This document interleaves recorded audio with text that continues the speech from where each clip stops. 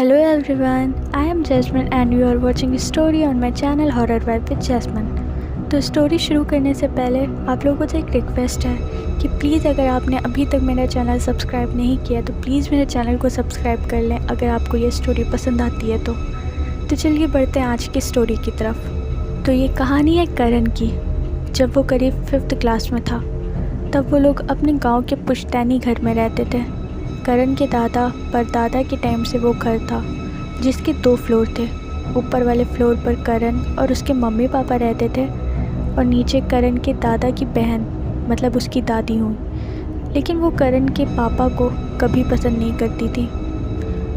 जब करण के पापा छोटे थे तो उसकी दादी उन्हें बहुत मारती पीटती थी, तो वो भी उनसे ज़्यादा कुछ बात नहीं करते थे।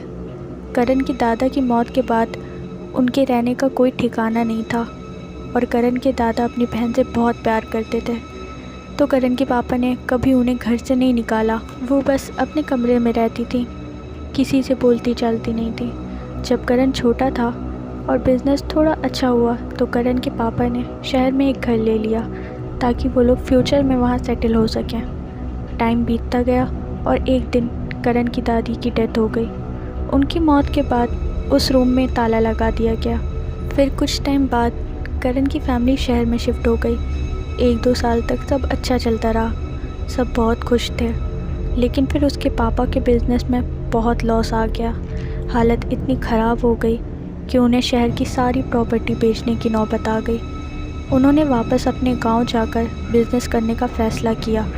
करण के गांव वाले घर में 2-3 साल से कोई नहीं रहता था, तो करण के पापा वहाँ की सफाई करवाते हैं और फिर ये लोग वहाँ वापस चले जाते हैं। दादी का कमरा ये लोग बंद ही रखते हैं। कुछ दिन सब सही चलता है। फिर करण के पापा को किसी काम से शहर जाना पड़ता है और करण और उसकी मम्मी अब वहाँ अकेले थे।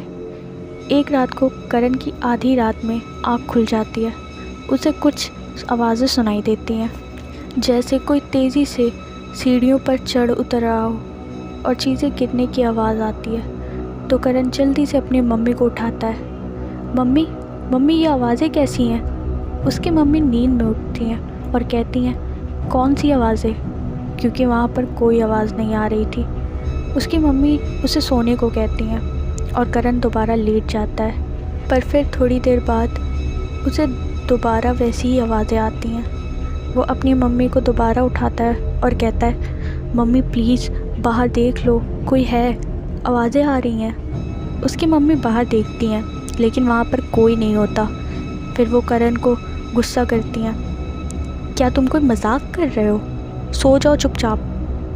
पर करण को पूरी रात आवाज़ें आती रहती हैं। जैसे तैसे वो डर के सो जाता है। अगला दिन तो काम में बिजी रहकर बीत जाता है। फिर रात को करण को बहुत डरावना सपना आता है, जैसे कोई छोटा बच्चा वो जो बहुत खौफनाक दिख रहा हो, जिसकी बिल्कुल काली आँखें हैं और वो पंखे पर उल्टा लटका है और करण को ही घूर रहा है। करण की हालत बहुत ख़राब हो जाती है।